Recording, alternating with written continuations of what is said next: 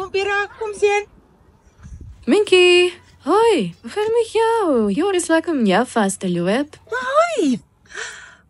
Ag nee, goed met jou. Nee man, het gaan baie goed by ons, dankie. Hoe gaan het met John?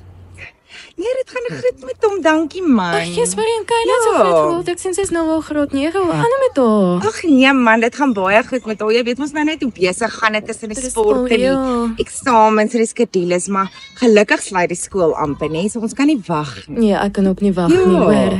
Sjoe, nee, dit kyk dit word al daarop te besig. By ons gaan dit ook so alderste bolder dat vir sê. Maar luister gaan met jou pa. Maar dit was kom met sy gulblaas. My pa, nee, dit gaan baie beter met hom, hoor. Dankie. Nee, hy was ook by die dokter, so hulle het hom bietjie uitgesort met die antibiotika en goedjies. Ja, dankie dat jy vra. Ag nee, maar dan is ek baie bly om dit te hoor. Weet jy nee, ek gaan met Pierre, jy moet kom. Ek gaan met ry, hoor. Ek moet vir Kyle ook na daar op by die skool. Ag, maar dit is so lekker om in jou vas te loop.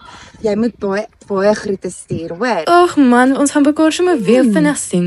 Nee man, maar is reg, jy moet baie groete stuur by die huis en vir jou man, hoor. Ag, hoor, jy moet ook baie groete stuur vir jou man en jou kinders, hoor. Nou maar goed, hoor. Mooi bly, kom Pierre, kom met ons ry. Kom.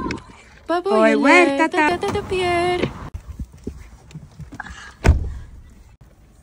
Pierre, wie die moer is dit? Mama, dit was Frikkie se mamma. Jy kan nie vir haar pa groete gesê het nie want hulle is geskei.